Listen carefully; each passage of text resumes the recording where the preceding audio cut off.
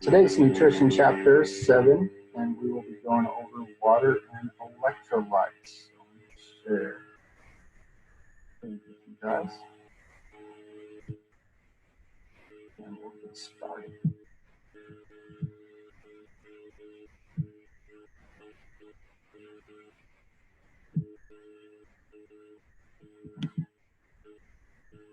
All right, so we'll go over approximate amount, distribution, roles of water in the body, processes by which water movements occur between compartments in the body. So how does it shift in and out of the cells? Is kind of the order of that. We'll define what hypohydration is, dehydration, hyperhydration, identify avenues of water and sodium loss in intake, discuss effects of exercise on fluid balance, and outline some strategies for trying to keep the fluid balance before, during, and after exercise. We'll identify and how they play in body temperature regulation during exercise and on performance and health. Discuss the effects of caffeine on hydration and the phenomenon of hyponatremia, and outline a strategy for prevention in endurance and ultra-endurance athletes. All right, so water is critical nutrient. 60% of the adult body weight should be water. Now, if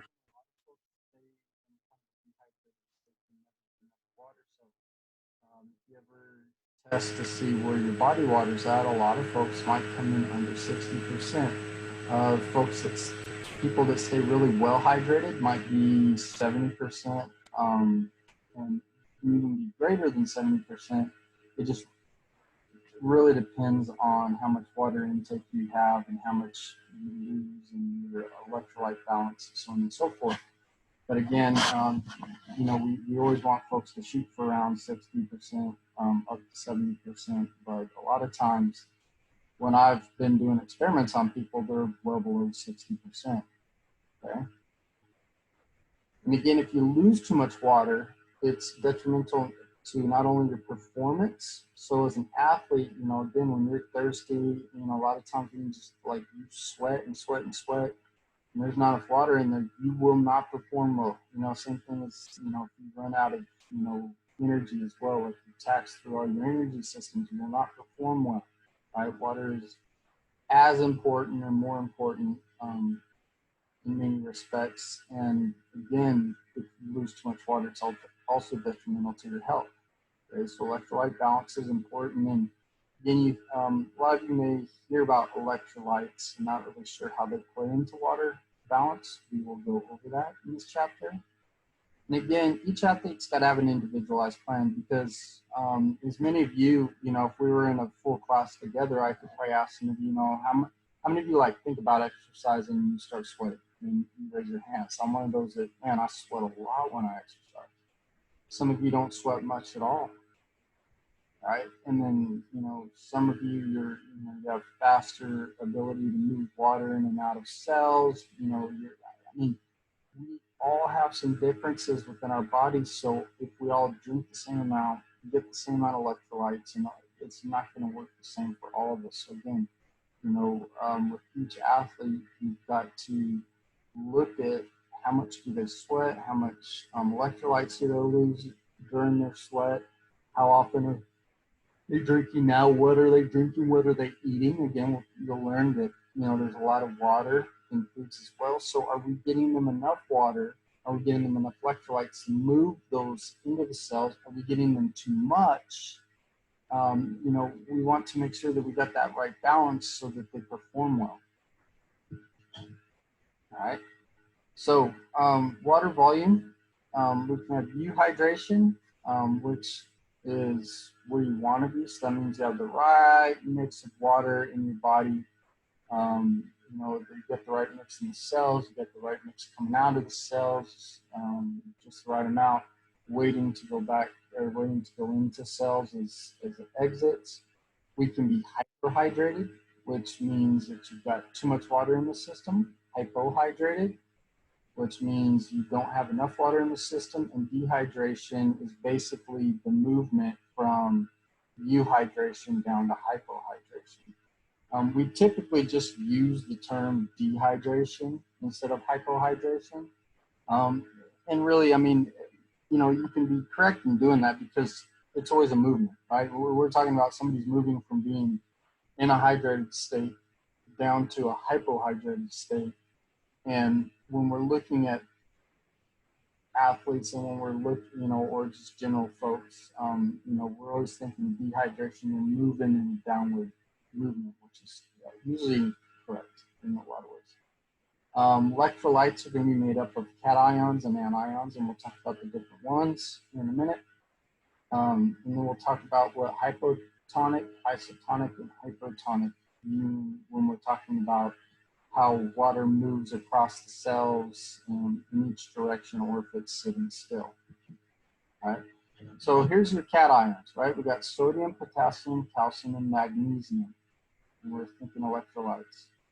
Okay, so these are all your anions are chloride, bicarbonate, phosphate, and proteins will all have negative charge. Okay, so how much water do you need? Well, it kind of depends on you. You know, how big are you, right? So if you know, are a bigger individual, you have more body water needed.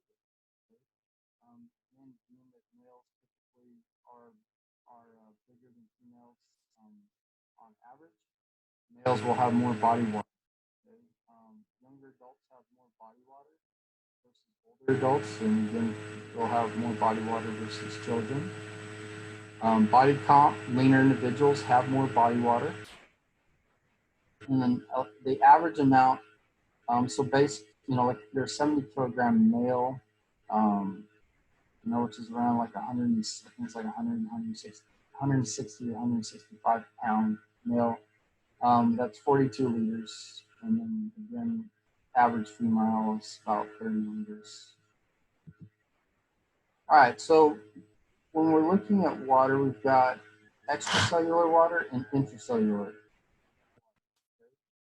So extracellular water is going to be the water that's in the bloodstream, in the plasma, and interstitial. So this means that it's not in the interstitial is going to be not necessarily in the bloodstream, and it's also not in the cells. Okay, so it's in between. So it's either water that's moved out, being ready to be removed and extracted from your body, or it's water that has been moved out of the blood. It's getting ready to go into the cells. And we got intracellular. This is the water that is being utilized inside the cells at that time.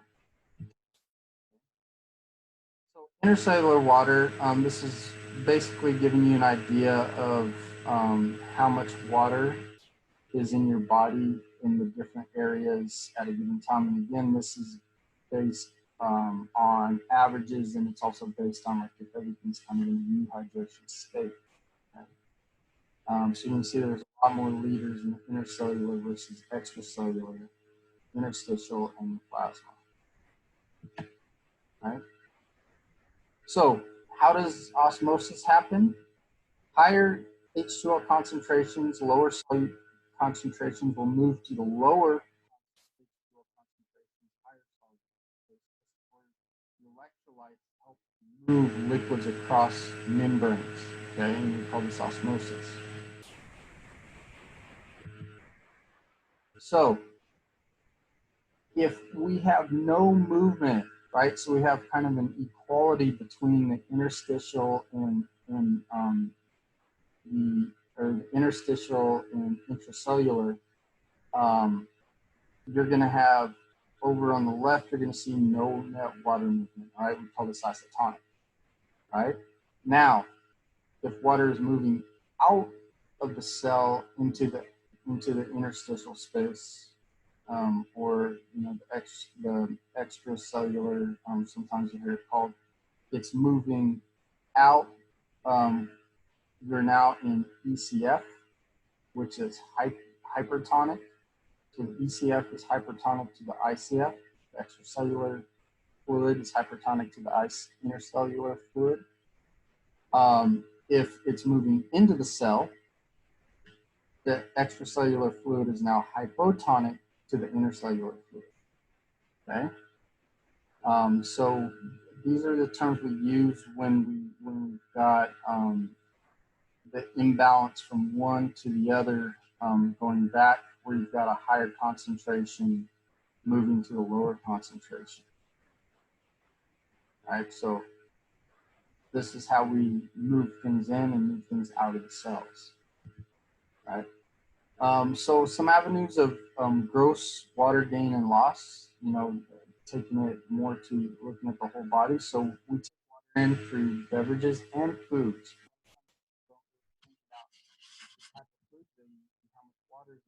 And a lot of fruits, like especially, like a lot of times when you buy into something like an orange, or you take an orange, it's real easy to juice and you get the water out of it. There's a lot of foods that we have that have water. So fruits and vegetables. You think about milk. Milk's a liquid. A lot of water in that. Um, you know, Anything that you drink, whether it's anything from like a Coke to um, alcohol, some alcoholic beverage to water to juice to whatever, there's water in those things. A lot of foods that you cook in water that absorb it, so you think like pastas and things like that, have a lot of water in them as well. Okay? Um, and then your metabolism, so bringing things in to the cells. Now, loss, we can ventilate it. So again, those of you that have ever lived in cold weather, so if you live somewhere where the water or the temperature drops below 32 degrees Fahrenheit, a lot of times you can see the ventilation when you breathe. You'll actually see the water loss during that time, right? You see it come off the skin. Okay. Again, when you're running out in the heat, you've got all the sweat that's beating up on your skin. So we lose it through, you'll see the actual sweat loose to the skin. Also, again, if you're ever in cold temperatures, and you walk outside, you may notice you'll see water vapor coming off your skin as well. And then we also lose it through urine and feces. Okay, so again, this picture kind of shows both. You can see the ventilation. You see non-sweat loss through the skin, so you can kind of see that halo that's surrounding that person. Again, if they weren't all bundled up, you see quite a bit more. A lot of times, when I've been snowboarding, and you kind of strip down to your pants and a shirt, you'll see a lot of that like coming off your hands, your face, especially even coming out of your socks, because your boots usually pretty warm when you take them off. So the average daily and sensible loss is about 1,000 milliliters. Right? Sensible water loss. So when we think about that, we're thinking one of the major mechanisms would be urine. Okay, so we'll use that to control our fluid. But again, it depends on the person, right? Some people do more than others. Some people ingest more fluid. Some people have faster metabolism. Some people exercise more than others. All those things will affect it. Again, the sodium intake, hormones, and diuretics can all affect how much you pee, right? Whether you pee more or less. So mild diuretic effects, large volume of water, daily caffeine intakes less than 450 milligrams, small volume of alcohol, some herbs. Substantial diuretic effects would come from large volumes of alcohol, large amounts of caffeine. More herbs and even prescription meds can have diuretic effects. Average daily loss from feces is around 100 milliliters. Sweat will vary considerably from 100 milliliters to several liters. Again, if you exercise a lot, if you exercise out in the heat, your body is more sensitive to sweating, so on and so forth, and more. Right? Again, sweating is usually visible, but also occurs when exercising in water. So again, if you're a swimmer and you're always in the pool, you may not feel like you're sweating, but that exercise is causing your body to heat up. It's also causing your body to remove water, trying to cool yourself down And again, you may not feel like you're sweating because you're just wet because you're in the water, but you will be sweating. Again, water intake, mostly food and beverage. It would 2,350 milliliters, but can vary from person to person. Again, some of you are just really good about your water intake. I have several students that are always carrying, like big water bottles with them everywhere they go. Really good about, I've had even some students that have a little thing that dings on the wall that reminds them, like little thing like every like I don't know 20, 30 minutes, something like that. And they sit there and they'll, chug a big thing of water. And, they'll take a good drink of water. So it really depends on the person. You have other folks that don't even really think about drinking anything, and then it's, they've gone through the majority of the day, and they're like, I'm really thirsty. I ought to drink something, right? Um, Water for metabolism will contribute about 350 milliliters daily. All right, so we've got this fluid continuum. We've got hypohydration on one end where you don't have enough. We've got hyperhydration and you've got water in the system and dehydration in the middle. If you go from euhydration to hypohydration, that movement is what we call dehydration. Okay? So euhydration is basically the water intake is not precisely matched to the water needs, but you're in a good, you're kind of in this good range of water for what you need. Okay, water is consumed, excreted normally through the physiological mechanisms that we talked about, and under normal conditions, balance is maintained. Right, so you may be just a little on the north end, a little on the south end, but on the water intake through the day or the water loss through the day, you just kind of stay in this nice range. Right. Hyperhydration is usually a temporary condition. Your renal system will respond by increasing urine output.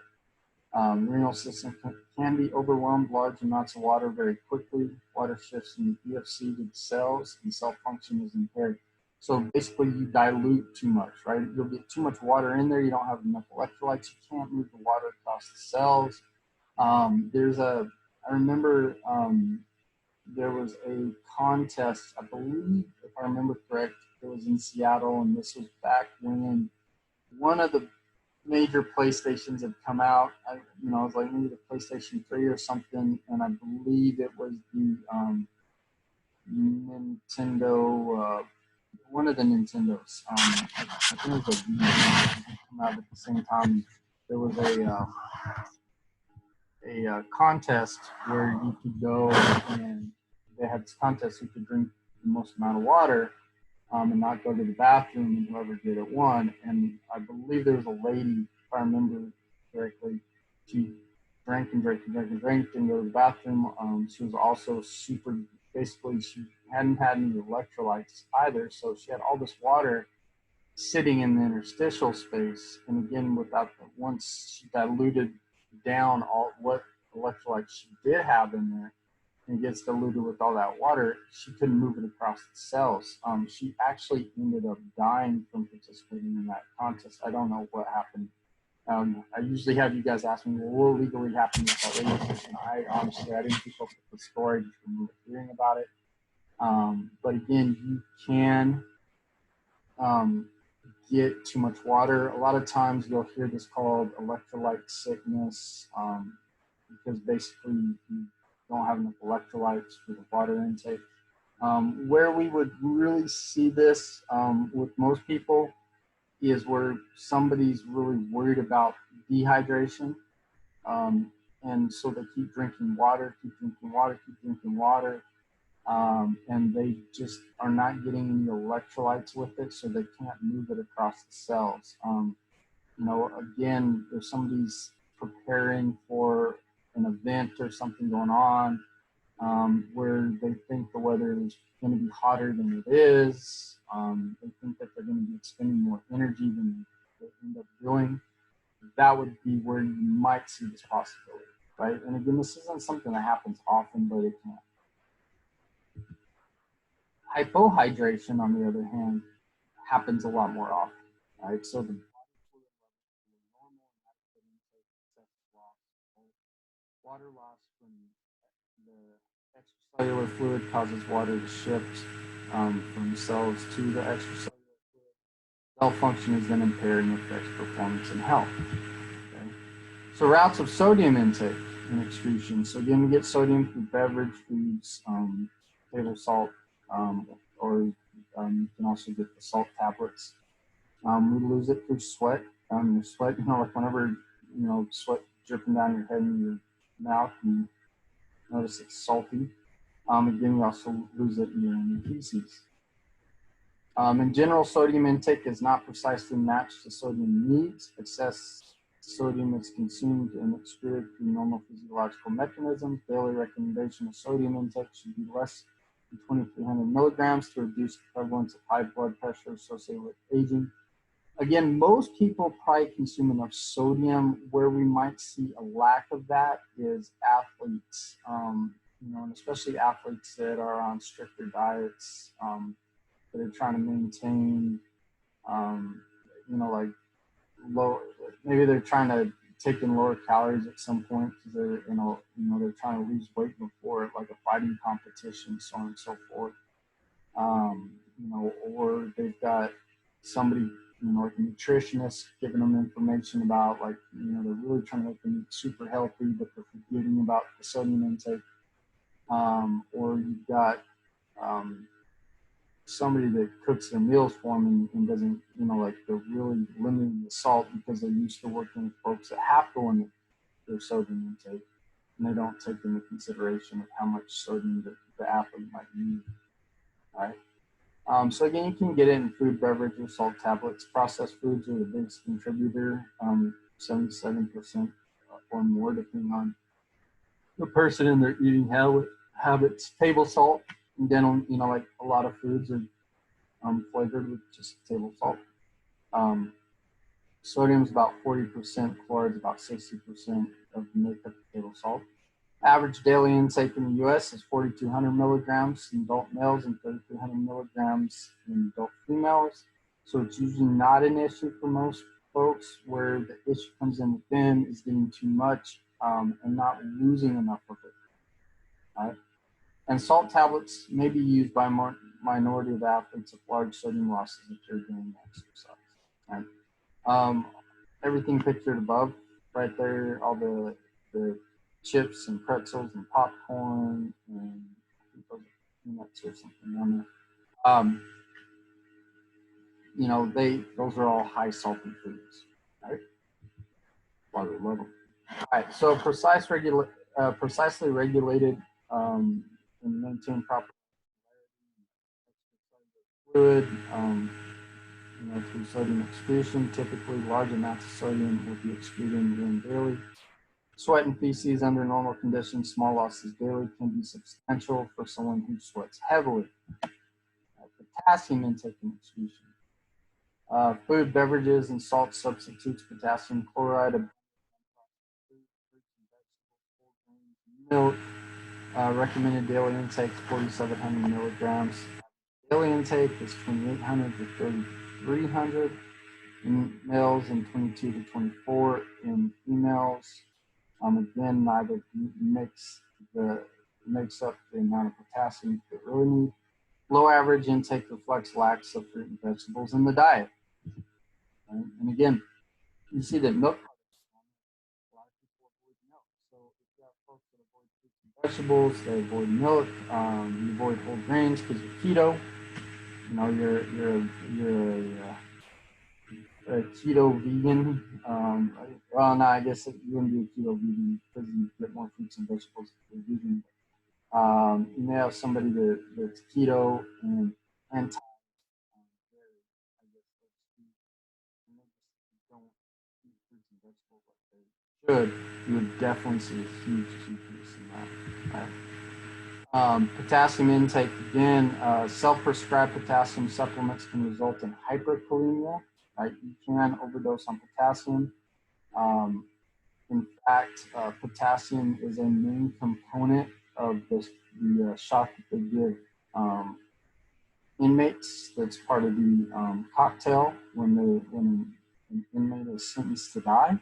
So that is a major portion of that cocktail. So can get lethal doses of potassium. Again, that'd be really hard to do. Basically, folks that over supplement things would be the, I guess, the highest risk level. So if you're taking your potassium supplements and taking the overabundance of it, you could possibly get a lethal dose, I guess. Hypokalemia, I would imagine you get sick before that first, but hypokalemia can result from substantial potassium loss, misuse of potassium-containing diuretics, frequent self-induced vomiting. So again, if you have somebody that's bulimic, they may have this problem. Potassium excretion, precisely regulated by your renal system. Effects of your exercise. Under normal conditions, fluid balance can be easily regulated. Exercise challenges fluid homeostasis.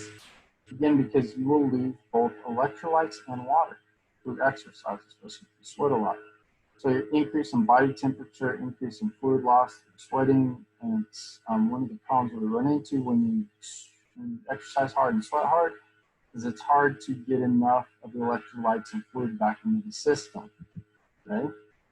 Water loss during exercise, so decrease in plasma volume shortly after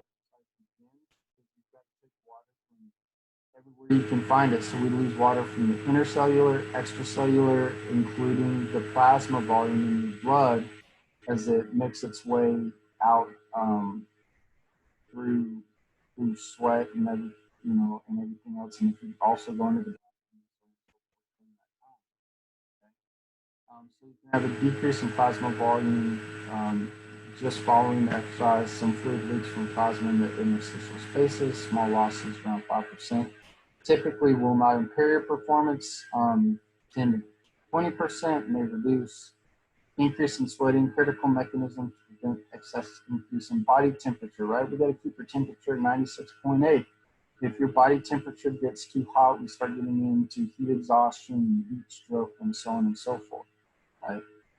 Influential factors, exercise intensity, environmental conditions, clothing, and training status. So if you work hard, you sweat more, right? We know that. So when you're exercising, the harder you exercise, the more your body is going to heat up, the more your body's going to heat up, the more you're going to sweat. If you're exercising in hot conditions versus cold conditions, your body's going to sweat. If you're wearing too warm of clothing for where you're training, you're going to sweat. And then your training status, right? If you're out of shape, you typically will sweat, and you'll start to sweat too much too soon, which means you'll lose fluid balance. The other thing that a lot of folks that are not in good physical condition is they won't sweat soon enough, and so their body temperature rises too quickly, and they feel sick and they can't continue. As you train more and your body gets used to regulating that, your body will either, if you're a heavy sweater, will learn to sweat less at more of the right speed, so to speak, for what you're doing. If you're a non-sweater, your body will learn to start sweating sooner so you don't start feeling the effects of getting overheated. And sweat loss can vary anywhere from 100 milligrams daily non-exercise conditions, 300 to 1200 milliliters per hour if you exercise at high temperatures, and 1 to 2 liters an hour if exercise in high temperatures with protective clothing. In excess of 2.5 liters per hour in prolonged exercise. And you can see huge volumes of water can be lost. Right? So how do we replenish that during exercise? Well, it's going to depend on the athlete, right? So you can voluntarily drink fluids, or that you can voluntarily dehydrate because you just won't drink, you don't feel thirsty, whatever it is, just choose not to. Rate of fluid absorption is limited, right? So just because you drink, you pound back water doesn't mean all of it's going to go into where you need it to go. Okay? Since exercise impedes gastric emptying, and loss of 2 to 6% of body weight is not uncommon. Okay?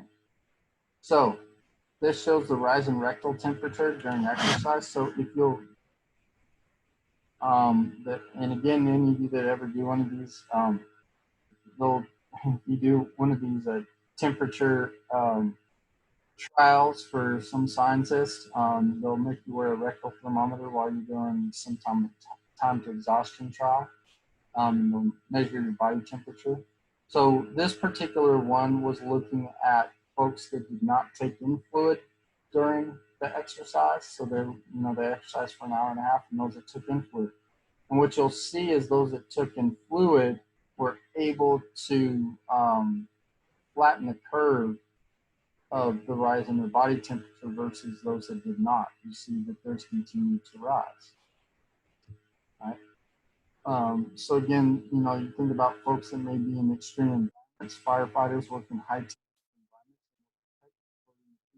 from burning, but also these clothes do not allow their body to properly ventilate either, so they can get really hot really quick. Right?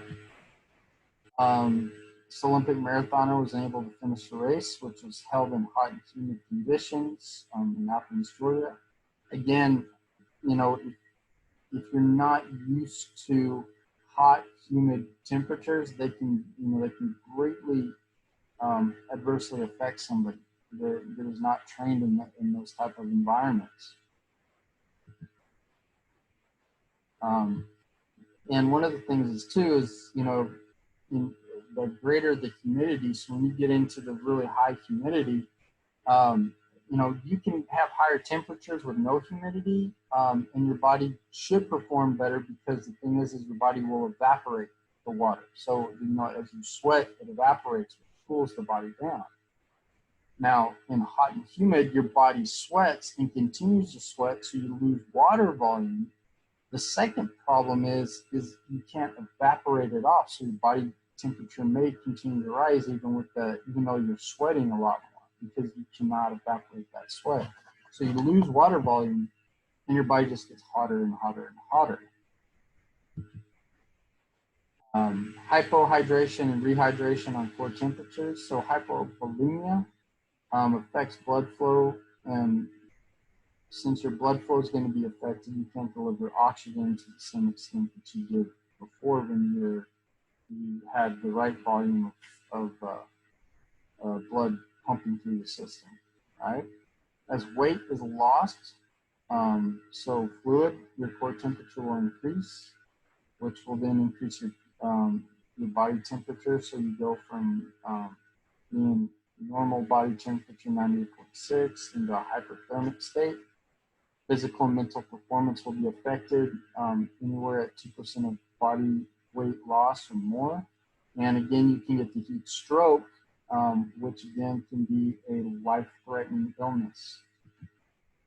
Electrolyte loss during exercise, you lose sodium and chloride the most. Electrolyte replacement exercise for more than 2 hours. And that's why sports drinks have, a lot of sports drinks, they have water. They'll all have water. So you think, Gatorade has water, has electrolytes, so it'll have like a lot of electrolytes to help so you can move the water across the cells. And then again, it also has carbohydrates, and it's got sugars because they're high glycemic to try to help you absorb and get things, get some energy into your system quicker rather than later. Right? EAMC, or exercise-related muscle cramps, widely believed but unfounded that dehydration electrolyte loss cause this. Again, many of you probably been super dehydrated and hot and suffered from muscle cramps during exercise. Again, it's one of those things that people believe it has to do with dehydration or electrolyte loss. We just have not been able to prove that it's exactly that mechanism. Could be non-nutritional causes as well. You may have something else going on that causes that. Heat cramps, total body cramping when exercising in heat. Can be a result of rapid and large fluid and sodium losses. Again, individualized plan for sodium and fluid during and after exercise will be needed. Monitoring hydration status, precise measurements. You can do isotope dilution, plasma osmolarity, 24-hour urine collection.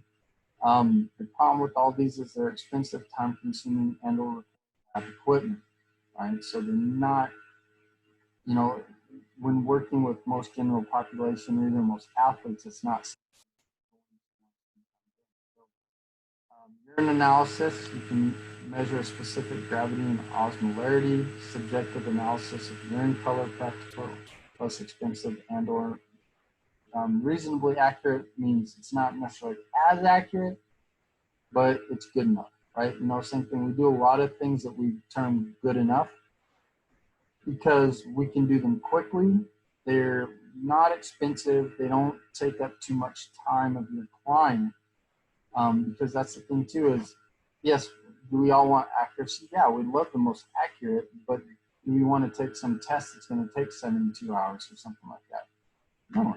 You know, a lot of times when we're doing something, you know, it may be beneficial to have something less accurate but have the information now versus have it being exactly accurate but it's 3 days too late, you know, things like that. Again, acute changes in body weight. 1 liter of water loss is about 1 kilogram or 2.2 pounds. Again, tracking daily weight. So a lot of times with athletes, we have them weigh before and after practice. And it's not because we're like trying to figure out how much body. I know there's some folks that think, oh yeah, I should weigh myself before and after to see how much body fat. You're not going to lose body, you know, you're not losing a whole lot of body fat percentage during a 1 to 2 hour bout of exercise, right? Depending on what you're doing, you may be burning more or less, but again, the reason we do that is because we're tracking water loss. That's actually something to really see a huge difference, right? Again, because a lot of folks get uh, I guess, overexcited about the scale and trying to see what they weigh. If you have somebody that's like bulimic or you have somebody that's anorexic or a combination of both, you know, we don't want somebody that's got an eating disorder or even somebody that you suspect has disordered eating tendencies to weigh themselves all the time. Now, again, if it's for your purpose and they don't need to know their weight and you're just going to make water recommendations or fluid replacement recommendations, you could do it that way, you know, where they don't see the result on the scale. You see it and you tell them, all right, you need to drink about, you know, like a liter of water, you need like a liter and a half or whatever it is, you know, like you're giving them instructions based on that. You can go about it that way, but then you don't want somebody that has those issues looking at the scale and then thinking, no man, I gained weight, or you know, well, the reason their weight may have changed is they might be better hydrated that day, right? Versus another day. And again, simple hydration assessment tools are, checking their weight loss, checking their thirst and urine color. Okay? So I remember when I was in high school football, we used to have a urine color chart. And, you know, it's printed on white piece of paper. So at the top, you know, the number one actually didn't even have that much of a tinge to it. It was basically like it looked like nothing was there. So one of our coaches had written on there, it says, you know, if your urine is all white, you're all right. If your urine, you know, bottom it gets that brown color, it says if your urine is brown, you need to water it down or something. They had some funny little thing written on there. To this day, it's still kind of, you know, this little rhyme in your head. And again, these aren't, the urine color chart's not a perfect representation of dehydration or hyperhydration or hypohydration or dehydration, like where you're moving, but it's good enough and it gives you a good idea, you know, like, again, we have these charts right in front of all the urinals, you know, so it's like one of those things, like, you kind of look and you see, like, you know, again, the darker, we know your urine when it's dark, that's usually not a good indication, right? Now, again, there's a lot of things that can play with the colors of the urine, depending on the foods that you take in. Again, if you drink like energy drinks that have a lot of B vitamins, a lot of times those can darken the color and change the color of some. But in general, this works well enough, right? And so again, you know, talking with your coaches, and again, again, if you see some weird color, you may want to, they may want to ask you, like, what type of foods and beverages you take in, because that can affect it, right? So again, when we look at weight loss versus urine, or weight loss versus urine versus thirst, if you have two of those issues, it's likely that you're probably dehydrated. If you have all three of things going on, it's very likely that you're moving in the dehydrated towards hypohydration. So type, timing, and the amount of fluid and electrolyte intake. Again, it's individualized. Like everybody's body's different, so you gotta work with the client. Right? You need to test this during training and during different environmental conditions, because again, you don't want to fiddle with stuff the day of the race, or you don't want to fiddle with stuff the day of the competition, because whatever you do that's different that day may cause them to be off. Like if they take in too much fluid and stuff before, or they take in certain foods and things, it may cause gastrointestinal distress, or they may have to stop and pee several times during the race, or whatever else, that when they were training, they weren't having those issues, right? So again, you want to mess with that during training days. Now, one of the other things about competition day is people get more nervous, right? And they stress out. So that may also play into it. So just because they're normally drinking fluid like 10 minutes, 20 minutes before they go do their, like say their daily runs or biking or whatever else, they may be more nervous on that day. They may want to stop their fluid intake 30 minutes before or something like it. It may differ on test day, or not test day, but contest day. But you really don't know until you get to that, and you just got to work with them on those days and adjust accordingly, right? So intake prior to training performance: be adequately hydrated before you start exercising, right? Because if you're already hypohydration, it's going to get worse. If adequately hydrated, again, you can have slow intake of fluids, 5 to 7 milliliters per kilogram, at least 4 hours prior. If not adequately hydrated, they may need to drink more. So 5 to 7 milliliters per kilogram, at least 4 hours prior, plus 3 to 5 milliliters per kilogram 2 hours prior, to keep trying to add more and more to it. And some sodium may be beneficial to help stimulate the thirst again. If they're not good water drinkers, give them something that they're good at drinking. So Gatorade or something else that may add in some things that'll make them try to take in more fluids, right? So practical issues: plan has to be individualized. Gastrointestinal distress can be a problem for some.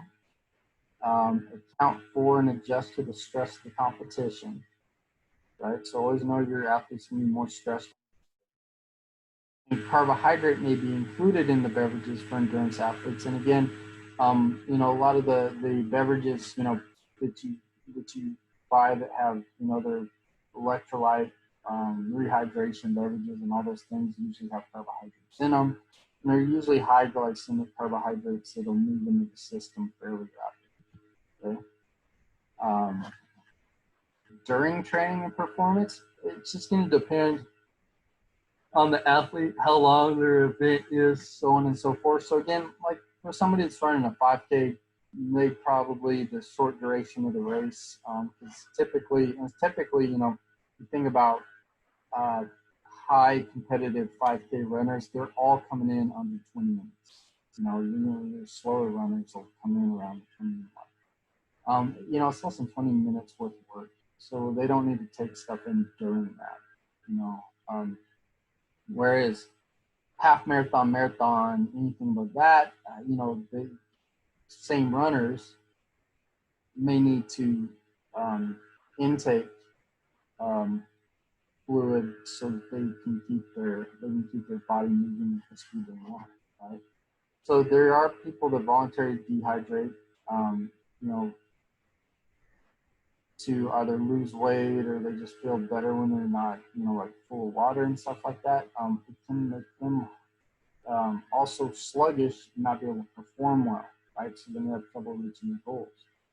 Rate of gastric emptying may limit intake and or absorption, and it may not be physically possible to maintain fluid balance during performance, right? So even if you're going over there and drinking as much as you can, the amount of work you're doing or the amount of time you're on the court or the field or whatever else, or right, it's just not going to match up, okay? So intake during training and performance, individualized plans got to be considered. Your sweat rate, if they're a higher sweater versus lower sweater, composition of the sweat, more water to sodium to water, duration of exercise, the clothing that they're going to wear. We're not going to dress in our winter parkas to go run a marathon summer in Miami, right? It's not going to help you. It's going to hinder your performance.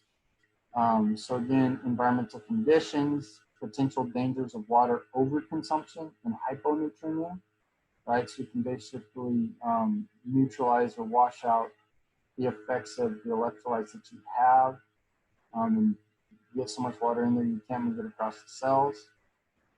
Practical issues: cool fluids are typically better tolerated than warm fluids. Small amounts are typically better tolerated than trying to sit, drink, and guzzle to make you sick and throw up, which then is going to dehydrate you more. And account for and adjust to the stress of the competition. Sodium replenishment may be necessary. If exercise duration is more than 2 hours, you can lose a lot of sodium in your sweat. Okay, so 1 gram per hour. Carbohydrate replenishment may be necessary as well. General recommendations is 6 to 8%. Beverages more than 10% often cause stress. Again, trial and error. So some people are fine drinking Gatorade, Powerade, whatever else it is. Some people don't like it. Some people like to drink water, and then they like to chew the little electrolyte gummies. You get the goo packets. You just got to play with your athlete and see what they tolerate. Some folks, I've seen them eat a banana while they run. There's a lot of different ways to do that. All right. So some people can easily consume fluid better than others. Right? So general recommendations: 1.5 liters of fluid for each kilogram of weight loss. Again, fluid replenishment is soon after exercise. Sodium-containing beverages increase drive to drink. So again, post-exercise, take care of your body, get in your water, get in your electrolytes, and do it as soon as possible, and try to replenish as much as you can. Okay? So next few slides will just give you some examples of different things that you can consume. What I want you to pay attention to in all of these is the water intake. Whether or not it's got carbs. We're not going to worry about calories because, again, a lot of times with the athletes, that's not necessarily as important. Just prior, during, and after competitions, we're not really worried about their caloric intake, especially with like high endurance athletes. So we won't pay attention too much to that right at this moment for this particular chapter, although you may have clients that really need to watch their calories, so that would be a different thing where you're actually going to look at this. But what I want you to see is, in an 8-ounce Gatorade, about 7.5 of that's water. 8-ounce goo, 8 ounces of it is water. A large orange is about 5 ounces. Again, it's not near as big as those Gatorade drinks for the goos. And then a 7 to 8 inch banana, plus 6 ounces of water, right?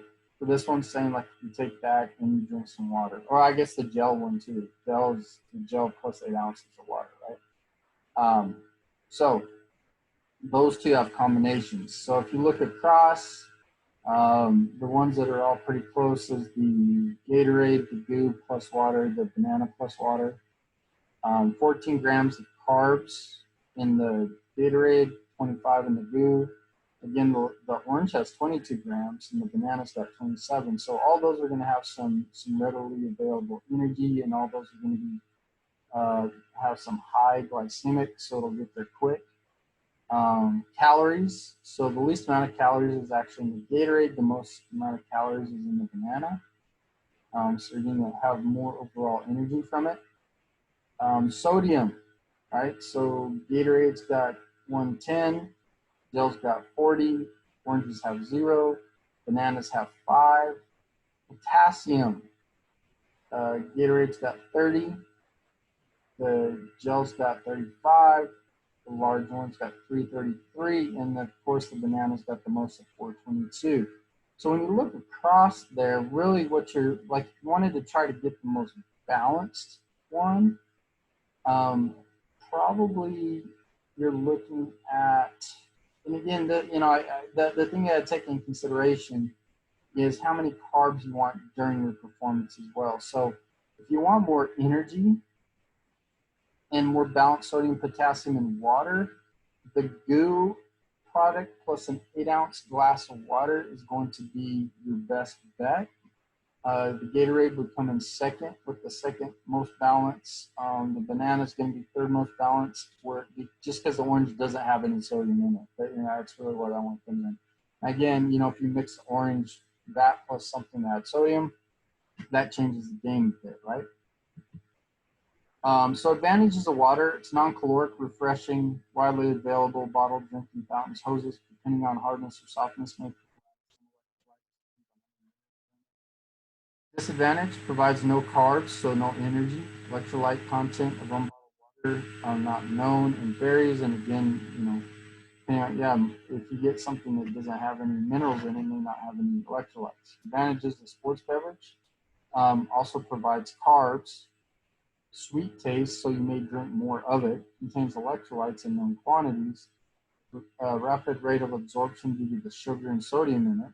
And it's convenient, right? You can buy it pretty much anywhere. Disadvantage: could provide unwanted calories if overconsumed.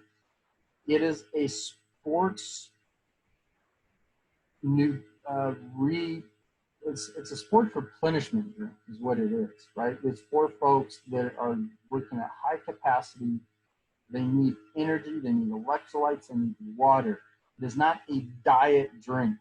Okay, so I remember a while back I was doing some community fitness stuff, and I saw a lady in the store, and she's like, "Look, I'm buying Gatorade. I'm not buying sodas anymore."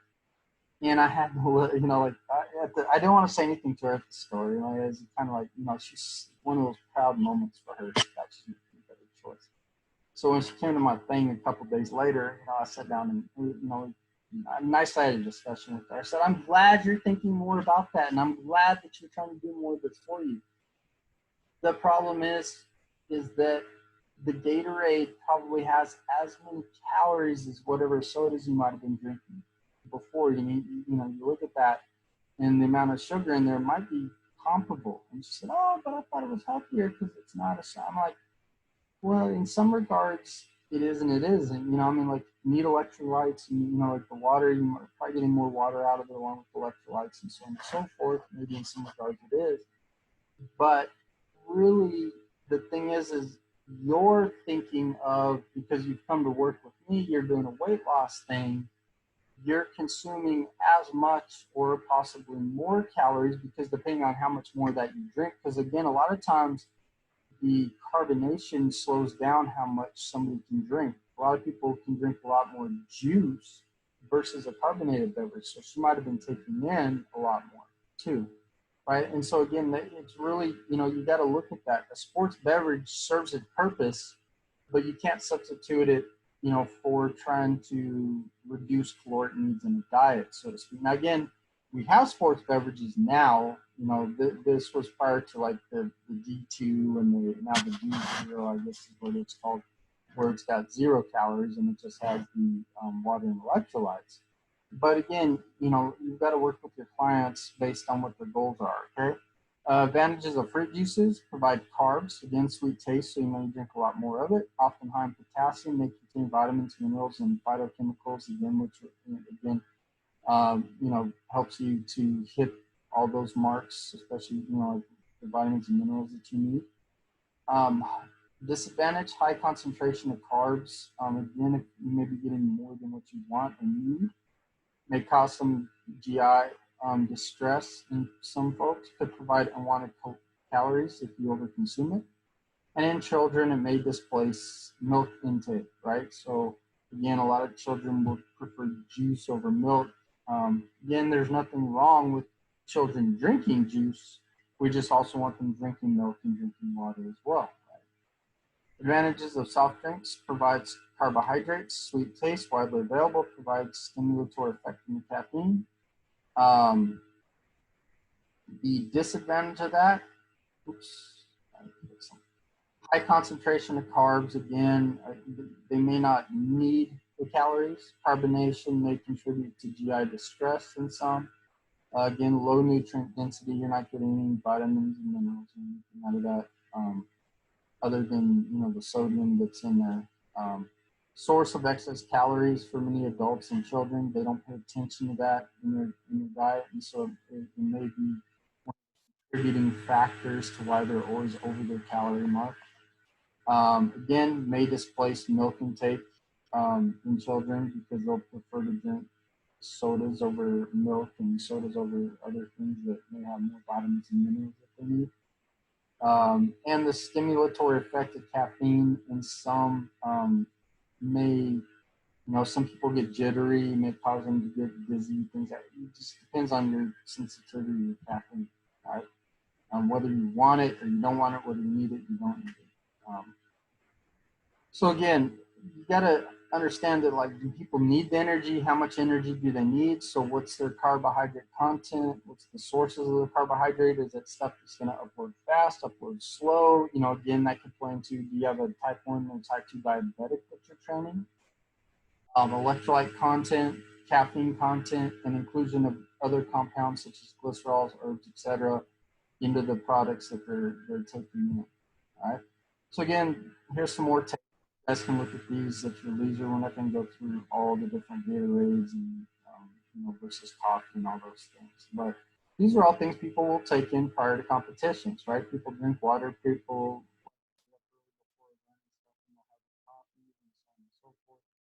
again, caffeine's a stimulant. Caffeine's been shown to be a good ergogenic aid in pretty much. Again, depends on the person. Some people, with caffeine, it makes them too jittery to perform well, but it just depends on the athlete. So we won't go through all those, but just kind of throwing that one in there as well. With the carbohydrates, the electrolytes, and the water needs. Again, this shows you more Gatorade and Powerade you have it stack up. Again, some things people don't think about, especially when you think about post-exercise consumption, is, what do you need post-exercise? So again, you need electrolytes, carbs to replenish what you burn. You can replenish fat if you need to. But, again, that's depending on the person and your goals. You see none of the post-exercise have caffeine because, again, we're not trying to stimulate at that point. Again, you see calcium and vitamin C and all these other things in the different beverages, and the amount of energy. One of the things I want you to pay attention to is usually because of the tissue damage done is the protein content, right? So again, you've got the Gatorade recovery shake has 15 grams of protein. Again, one of the things that people that are working out heavily and really trying to rebuild, muscle tissue afterwards, that's something that's going to be important to them. So you've got that. You've got this high protein boost. One that's kind of a readily available, and it's one that I know a lot of folks have used for years and years and years, is the low-fat chocolate milk, right? And it doesn't have, it's about half of what you get from these commercial recoveries. Again, it's not a bad option because if you look at it, sodium, potassium in it, you're going to replenish Carbohydrates, 26 is going to be pretty good. And again, this, depending on your athlete, they may want more or less carbohydrates, depending on what they did, or if you have somebody trying to gain or lose weight and all that. But again, it's a good alternative, and especially low fat chocolate milk and folks that need more dairy and don't get enough dairy, and especially milk, need the calcium and everything. This is always a great option because a lot of people like chocolate milk versus milk, right? And so again, you just got to balance this based on energy needs and so on and so forth, right? Hyponatremia. This is where your plasma sodium concentration is less than 130. Very serious when the drop is rapid and the concentration is less than 130. Okay, may result in confusion. You may have seizures. You may go into a coma, and it can result in death. Endurance and ultra endurance athletes are at risk. Again, it's not like it's a high risk because these are usually very good athletes. They've been trained. Hopefully, they have good coaching. But yes, when you look at athletics and what they do, they're probably at the higher risk versus other sports and stuff. Key to prevention: avoid overconsumption of water and replace sodium lost in the sweat. So you can't just drink the water. You got to get the water and you got to get the electrolytes so you can move it across. Okay? Hyperhydration, glycerol loading, allows for water storage prior to exercise. 1 to 1.2 grams per glycerol per kilogram per body. Um, People have done this, mixed reviews, whether or not it works. Probably more anecdotal. You'll probably meet some people that did it. They them other folks, it messed up their performance, or got the other group that's like that in mixing, right? Potential adverse effects include temporary weight gain and gastrointestinal distress. So again, this chapter, summing it up, fluid balance involves both water volume and solute concentration. We can't just get the water in, we got to get it where it goes, right? So we need the electrolytes. Where electrolytes flow, water follows, right? The amount of water and electrolytes in the extracellular fluid is influenced by the water intake and loss and sodium intake and loss. And the compensatory physiological mechanisms of how you sweat it out, you excrete it out, how you get it in through food and so on and so forth, and water and other drinks. Exercise, especially in the heat, is a substantial challenge to the body's ability to maintain homeostasis.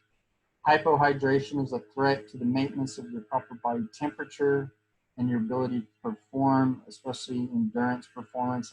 And even when you think endurance, don't think long distance running and cycling, but we've seen this. You see this with basketball players and football players. I mean, they play, some of these games where they're on the field a lot or on the court a lot, and they're just going, or soccer players, whatever sport you follow, you see this happen.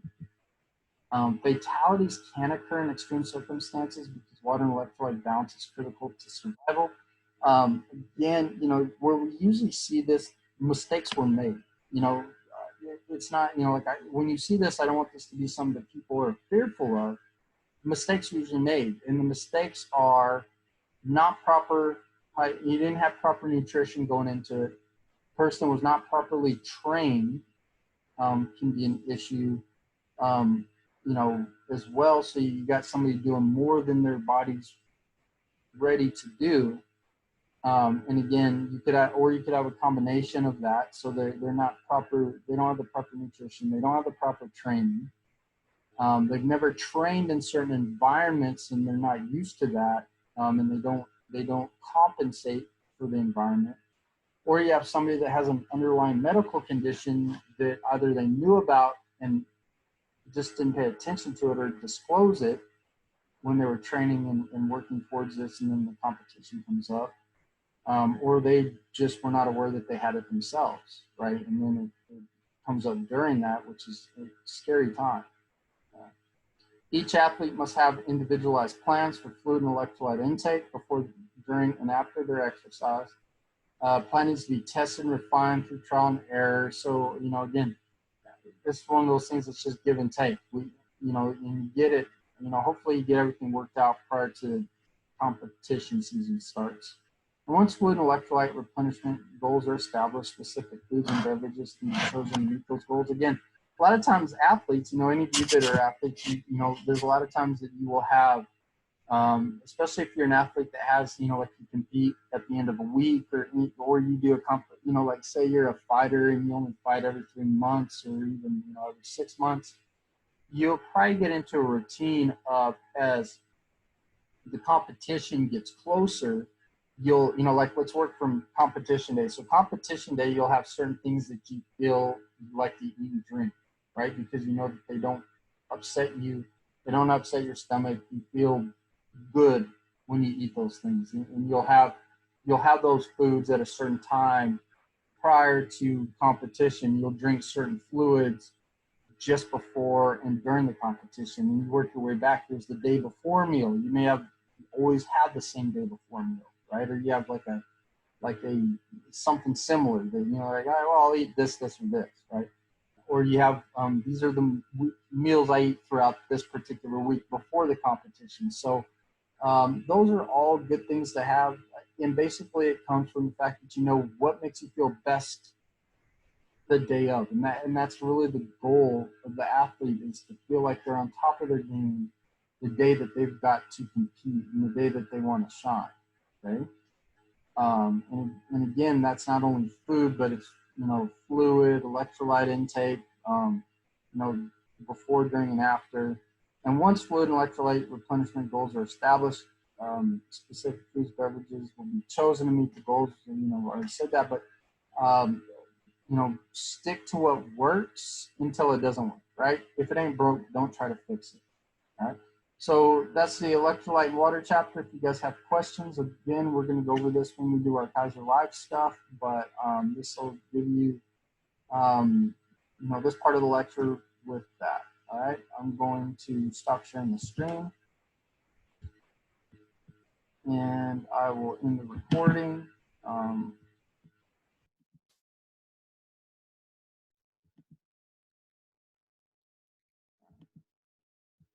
stop the recording, and you guys, please, if you have any questions, just ask me, and I'll go over this stuff again when we get to this particular lecture, Kaiser Live. All right.